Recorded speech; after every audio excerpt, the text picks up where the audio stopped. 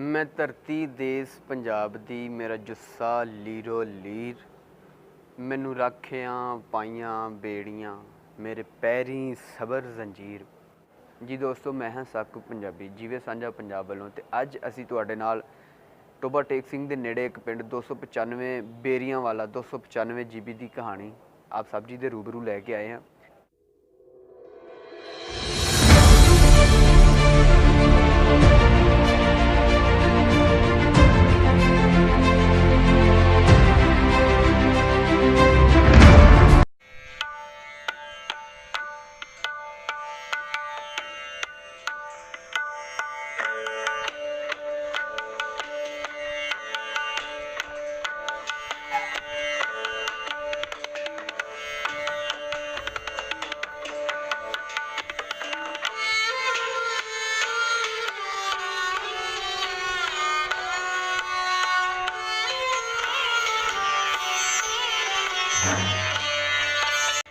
संताली वेले दी बाली अग यारो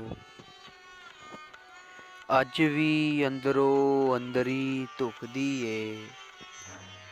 बापू दे उदों वजी बरछी अज भी रात नूं दुखदी ए। लैंदे जाके मिलिए विछड़े भरावां नूं यही है एक ख्वाब मेरा एक वारी फेर मिल जावे रब्बा दो टुकड़े होया पंजाब मेरा। ओ रिश्तेदार करीबी सी जो वंडियां दे विच वंडे गए। ओ रिश्तेदार करीबी सी जो वंडियां दे विच वंडे गए। एक पंजाब तो दो पंजाब होए बदल देसां दे झंडे गए। वाड़ खेतां नूं खाई जांदी क्यों सुकदा जांदा गुलाब मेरा। एक वारी फेर मिल जावे रब्बा दो टुकड़े होया पंजाब मेरा। जंग दे विच बर्बादी ए जंग दे विच बर्बादी ए वंडो महक प्यारां दी। जेड़े घुण बण पंजाब नूं खाई जांदे करो परख उन्हां गद्दारां दी। मिलन सतलुज रावी ब्यास झेलम मिलन सतलुज रावी ब्यास झेलम ते मिल जावे आलम गड़िया चनाब मेरा। एक वारी फेर मिल जावे रब्बा दो टुकड़े होया पंजाब मेरा। एक वारी फेर मिल जावे रब्बा दो टुकड़े होया पंजाब मेरा।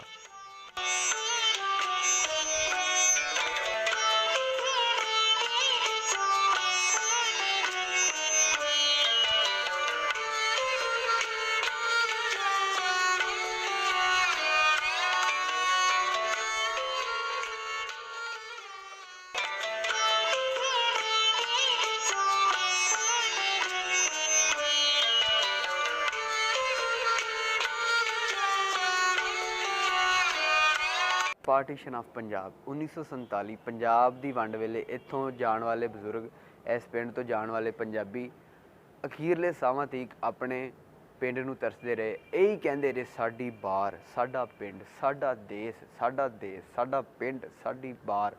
अखीरले सावां तक अपने पिंड नूं तरसदे रहे।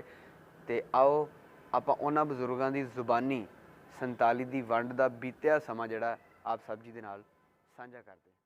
ਪਹਿਲਾਂ ਨਾਂ ਦੱਸ ਦਿਓ ਆਪਣਾ ਦੁਬਾਰਾ।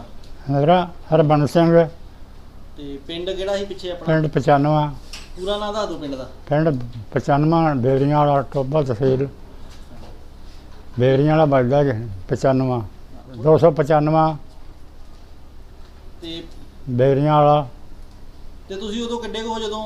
मैं हो गया 14-15 साल का ਸੀ। ਅੱਛਾ, ਤੇ ਤੁਹਾਨੂੰ ਯਾਦ ਹੈ ਪਿੰਡ ਦੀਆਂ ਗੱਲਾਂ ਸਾਰੀਆਂ ਪੁਰਾਣੀਆਂ? हाँ हाँ ਕੋਈ ਦੱਸੋ ਪੁਰਾਣੀਆਂ ਗੱਲਾਂ, ਕਿਹੋ ਜਿਹਾ ਪਿੰਡ ਸੀ, ਕਿੰਨੇ पिंड का तो फौजियां का पिंड से उन्होंने पिंड वर्गा तो है नहीं कोई। फौज दे आए थे पिलसणे उन्होंने मरबे मिले सी। ਅੱਛਾ, ਤੇ ਕਿੱਡਾ ਕੁ ਵੱਡਾ ਪਿੰਡ ਸੀ ਉਦੋਂ? ਬਹੁਤ ਵਧੀਆ ਸੀ ਪਿੰਡ, ਵੱਡਾ ਸੀ। ਅੱਛਾ ਜੀ। ਤੇ ਤੁਹਾਡੀਆਂ ਕੀ ਕੀ ਯਾਦਾਂ ਨੇ ਉੱਥੋਂ ਦੀਆਂ ਪੁਰਾਣੀਆਂ, ਉਹ ਥੋੜ੍ਹੀਆਂ ਦੱਸ। ਪੁਰਾਣੀਆਂ ਯਾਦਾਂ ਕੀ ਨੇ ਪਿੰਡ ਦੀਆਂ? ਯਾਦਾਂ ਤਾਂ ਇਹੀ ਨੇ ਵੀ ਹੁਣ ਵੀ ਚੇਤੇ ਆਉਂਦਾ, ਕੀ ਕਰੀਏ ਹੁਣ।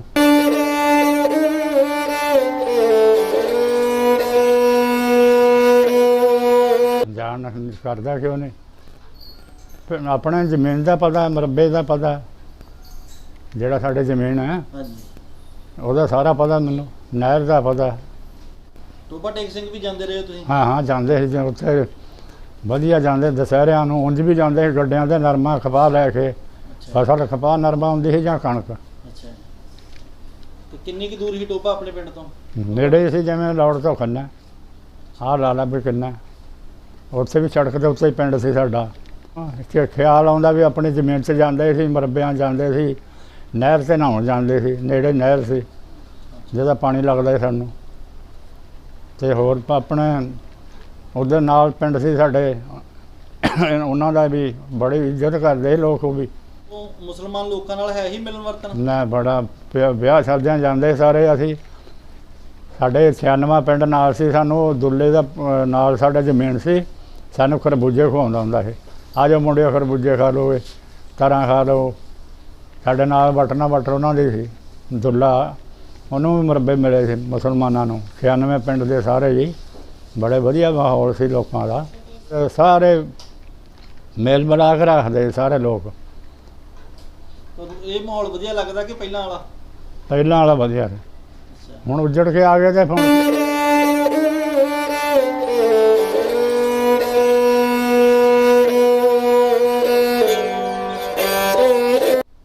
ਮੁਸਲਮਾਨਾਂ ਦੇ ਕਿੰਨੇ ਕੁ ਘਰ ਹਨ ਉਦੋਂ? ਉੱਥੇ ਸਾਡੇ ਪਿੰਡ 'ਚ ਤਾਂ ਕੋਈ ਨਹੀਂ ਮੁਸਲਮਾਨ, ਅੱਛਾ। ਨਾ, ਸਾਰੇ ਹਿੰਦੂ ਜਾਂ ਬਾਹਮਣ ਸਨ। ਨੇੜੇ ਨੇੜੇ ਕਿਹੜੇ ਪਿੰਡ ਹਨ, ਯਾਦ ਹੈ ਤੁਹਾਨੂੰ ਕੋਈ? ਹਾਂ, ਬਹੁਤ। ਪਹਿਲਾਂ ਤਾਂ ਤੈਨੂੰ ਦੱਸਾਂ ਕਿਹੜਾ ਸੀ। ਹਾਂਜੀ। ਪਹਿਲਾਂ ਤਾਂ ਹੈਗਾ ਸੀ ਸਾਡੇ ਨਾਲ ਪਿੰਡ ਦੇ 28 ਚੱਕ। ਅੱਛਾ। 28 ਚੱਕ ਦੇ ਨਾਲ ਇੱਧਰ ਸਾਡੇ ਆ ਜਾਂਦਾ ਸੀ ਛੇਰੋਂ ਪਿੰਡ, ਛੇਰੋਂ, ਉਹ ਜੱਟਾਂ ਦੇ ਸਾਡੇ। ਅੱਛਾ ਛੇਰੋਂ ਤੋਂ ਬਾਅਦ ਫਿਰ ਇੱਧਰ ਆ ਜਾਂਦਾ ਸੀ ਨਾਗਰੇ। ਅੱਛਾ। ਨਾਗਰਿਆਂ ਤੋਂ ਬਾਅਦ ਸਾਡੇ ਤਾਇਆ ਦਾ ਪਿੰਡ ਸੀ 94, ਇੱਧਰਲੇ ਪਾਸੇ 94। ਆਪਣੇ ਪਿੰਡ ਬਾਰੇ ਦੱਸੋ ਵੀ ਪਿੰਡ 'ਚ ਗੁਰਦੁਆਰਾ ਹੁੰਦਾ ਸੀ ਕਿੱਥੇ ਕੁ? ਨਾ, ਗੁਰਦੁਆਰਾ ਸੀ ਸਾਡੇ ਨਾਲ ਹੀ, ਘਰਾਂ ਦੇ ਗੁਰਦੁਆਰਾ ਸੀ। ਅਤੇ ਰੱਬ ਤੇਰਾ ਭਲਾ ਕਰੇ, ਇੱਧਰਲੇ ਪਾਸੇ ਛੱਪੜ ਹੁੰਦਾ ਸੀ ਡੰਗਰ ਨਹਾਉਣ ਨੂੰ, ਇੱਧਰ ਸੀ ਸਕੂਲ। ਗੁਰਦੁਆਰਾ ਬੜਾ ਵੱਡਾ ਬਣਾਇਆ ਪਿਲਸਣਿਆਂ ਨੇ, 10-12 ਦੇ ਗਾਰਡਨ ਪਾ ਕੇ ਨਾ, ਬੜਾ ਖੁੱਲ੍ਹਾ ਬਣਾਇਆ ਸੀ। ਅਤੇ ਨਾਲ ਹੀ ਸਕੂਲ ਸੀ, ਜਿੱਧਰ ਰਾਜ ਕਾ ਘਰ ਸੀ। ਇੱਧਰ ਪਿੰਡ 'ਤੇ ਵੇਖਣ ਨੂੰ ਜੀ ਕਰਦਾ ਹੁਣ ਵੀ। ਜ਼ਮੀਨ ਦਾ ਪਤਾ ਮੈਨੂੰ ਵੀ ਕਿੱਧਰ ਮਰਬਾ, ਖੰਨੇ ਤੋਂ ਜਿਵੇਂ ਨਾ ਲੌੜ ਪਿੰਡ ਸਾਡੇ ਜ਼ਮੀਨ ਸੀ, ਇੱਧਰ ਜਿਵੇਂ ਗੁਰਦੀਪ ਦੀ ਜ਼ਮੀਨ ਹੈ ਆ ਬਲੇਨਪੁਰ, ਉੱਥੇ ਵੀ ਵਿੱਚ ਹੀ ਸ਼ਹਿਰ ਦੇ ਰਹਿਣ ਵਾਲੇ ਸੀ ਟੋਬੇ। ਤੁਸੀਂ ਪਹਿਲਾਂ ਆਪਣੇ ਪਿੰਡ ਦਾ ਦੱਸੋ, ਉੱਥੇ ਪੁਰਾਣਾ ਆਪਣਾ ਪਿੰਡ ਕਿਹੜਾ ਸੀ? 95। ਅੱਛਾ, ਪੂਰਾ ਨਾਂ? ਪੂਰਾ ਨਾਂ 295 ਬੇਰੀਆਂ ਵਾਲਾ। ਹਾਂਜੀ। ਤੇ ਇਹ ਸ਼ਹਿਰ ਦੇ ਨੇੜੇ ਟੋਬਾ ਟੇਕ ਸਿੰਘ? ਟੋਬਾ ਟੇਕ ਸਿੰਘ। ਅੱਛਾ। ਤੇ ਤੁਹਾਡੀ ਉਦੋਂ ਉਮਰ ਕਿੰਨੀ ਕੁ ਸੀ ਜਦੋਂ ਤੁਸੀਂ ਉਧਰੋਂ ਆਏ ਹੋ? ਮੇਰੀ ਉਦੋਂ 6.5 ਸਾਲ ਦੀ। ਅੱਛਾ। ਤੇ ਤੁਹਾਨੂੰ ਕੁਝ ਹੈ ਯਾਦ ਉਧਰ ਦੀਆਂ ਗੱਲਾਂ ਬਾਤਾਂ, ਕੁਝ ਬਚਪਨ ਦੀਆਂ? ਸਾਰੇ ਯਾਦ ਆ ਉੱਥੇ, ਆਪਣਾ ਪਿੰਡ ਆਪਣਾ ਸਾਰੀ ਯਾਦ ਆ ਉੱਥੇ ਨੂੰ। ਅੱਛਾ ਜੀ। ਤੇ ਨਹੀਂ ਕੋਈ ਚੱਲਣਾ। ਜਿਹੜਾ ਹੁਣ ਆਪ ਪਿੰਡ ਦੀ ਬਾਹਰਲਾ ਰਸਤਾ ਆ ਗਿਆ, ਆ ਰਸਤਾ ਬਾਹਰਲਾ ਆ ਗਿਆ, ਠੀਕ ਨਹੀਂ? ਹਾਂਜੀ। ਇਹਦੇ ਉੱਤੇ ਆਸ ਆਸੜਾ ਕਰਨਾ ਸੀਗਾ ਕੋਨੇ ਤੇ, ਆ ਕੋਨੇ ਤੇ। ਇਸ ਤੋਂ ਆ ਰਸਤੇ ਦੇ ਇਧਰਲੇ ਪਾਸੇ ਹੁੰਦਾ ਸਕੂਲ। ਅੱਛਾ ਜੀ। ਸਕੂਲ ਦੇ ਨਾਲ ਹੁੰਦਾ ਸੀ ਆ ਗੁਰਦੁਆਰਾ। ਹਾਂਜੀ। ਤੂੰ ਮਹਿਮਾਨ ਨੀ ਮਾਣੀ ਮੇਰੇ ਸਾਹਿਬ, ਤੂੰ ਮਹਿਮਾਨ ਨੀ ਮਾਣੀ ਮੇਰੇ ਸਾਹਿਬ, ਤੂੰ ਮਹਿਮਾਨ ਨੀ ਮਾਣੀ ਮੇਰੇ ਸਾਹਿਬ, ਤੂੰ ਮਹਿਮਾਨ ਨੀ ਮਾਣੀ ਮੇਰੇ ਸਾਹਿਬ। अरदास करी कब अपने आ गए, अरदास करी कब अपने आ गए, सुन सुन जीवा तेरी वाणी, सुन सुन जीवा तेरी वाणी।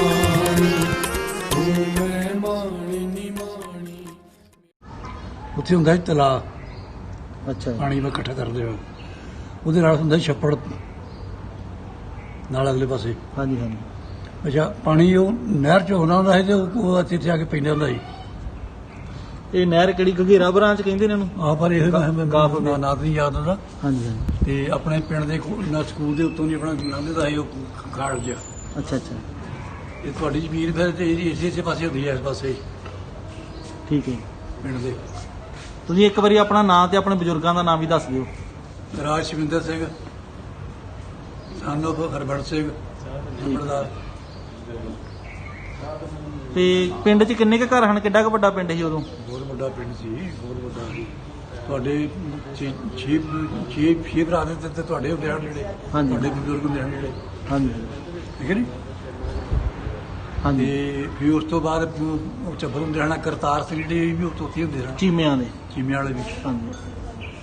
ਤੇ ਕੋਈ ਜਿਹੜੇ ਹੁਣ ਬੈਠੇ ਰਿਕਵਰੀ ਅੱਛਾ ਜੀ। ਉਹ ਵੀ ਇੱਥੇ ਉਸੇ ਪਿੰਡ ਦੇ ਹਨ। ਤੇ ਸਾਰੇ ਮਤਲਬ ਘਰ ਸਿੱਖਾਂ ਦੇ ਹਨ ਜ਼ਿਆਦਾ ਕਿ ਮੁਸਲਮਾਨ ਆਬਾਦੀ ਦੇ ਹੈ? ਜ਼ਿਆਦਾ ਕਮੀਆਂ ਦੇ ਘਰ ਵੀ ਹੈਗੇ ਵਿੱਚ, ਅੱਛਾ।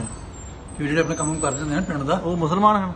ਨਾ ਸਾਈ ਸਣ, ਅੱਛਾ ਸਾਈ ਸਣ। ਅੱਛਾ ਅੱਛਾ। ਤੇ ਜਿਹੜਾ ਇਹਨਾਂ ਦਾ ਘਰ ਹੁੰਦਾ ਸੀ ਆ ਜਾਗਰ ਸਿੰਘ ਦਾ, ਹਾਂਜੀ ਇਹ ਪਰਲੇ ਪਾਸੇ ਹੁੰਦੇ ਸੀ, ਇਸ ਪਾਸੇ ਨੂੰ, ਜਿਵੇਂ ਹੁਣ ਸਾਡਾ ਪਰਲੇ ਪਾਸੇ ਨੂੰ ਬਣਾ ਗੁਰਦੁਆਰੇ ਸੀ, ਹਾਂਜੀ। ਜਿਹੜਾ ਗੁਰਦੁਆਰਾ ਕਿੱਡੀ ਕਿੱਡੀ ਦੂਰ ਘਰ ਹੁੰਦਾ ਸੀ ਇਹਨਾਂ ਦਾ। ਤੇ ਇਹ ਪਰਲੇ- ਪਿੰਡ ਸਾਰੇ ਕਹਿੰਦੇ ਨਕਸ਼ਿਆਂ ਦੇ ਹਿਸਾਬ ਨਾਲ ਬਣੇ ਹਨ ਉਦੋਂ, ਹਨਾ? ਹਾਂ ਵਿੱਚ ਅੱਜ ਹੁਣ ਆਵੇ ਨਾ ਆ ਦੇ ਮੇਰੇ ਕੋਲ ਵੀ ਆ ਰਸਤਾ ਹੈ ਸਾਰਾ, ਇੱਥੇ ਹੁੰਦਾ ਖੂਹ ਅੱਛਾ ਜੀ। ਚੌਂਕ ਚ।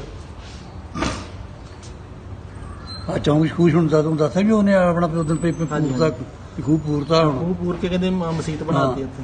ਤੇ ਤੁਹਾਡੇ ਘਰ ਹੁੰਦੇ ਹਨ ਇਸ ਪਾਸੇ, ਆੜੇ ਇਸ ਪਾਸੇ। ਅੱਛਾ ਜੀ।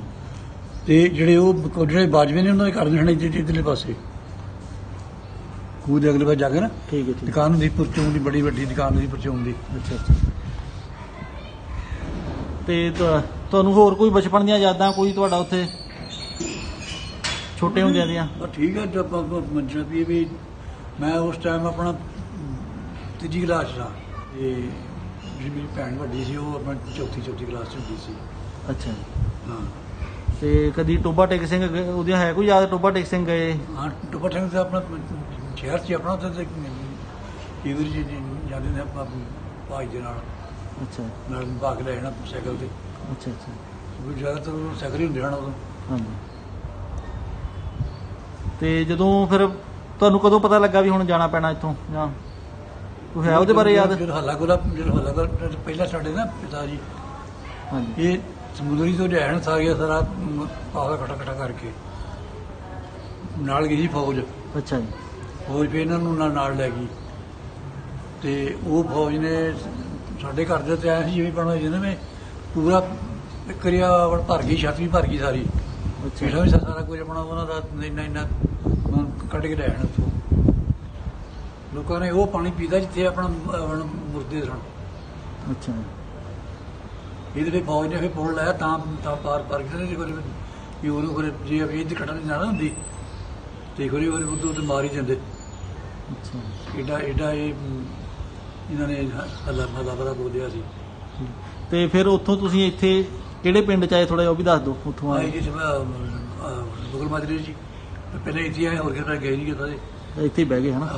ਪਹਿਲਾਂ ਤਰਨ ਆਏ ਸਾਂ, ਉੱਥੇ ਆਪਣਾ ਆ ਕੇ ਆਪਣਾ ਸਾਡਾ ਜਿਹੜਾ ਕਾਫਾ ਸਾਰਾ ਸ਼ਹਿਰ ਆ ਉੱਥੇ, ਉੱਥੋਂ ਫਿਰ ਆਪਣਾ ਇੱਦਾਂ ਕਰਦੇ ਆਪਣਾ ਖੰਨੇ ਆ ਗਏ, ਖੰਨਿਆਂ ਤੋਂ ਵਿੱਚ ਇੱਥੇ ਆ ਗਏ।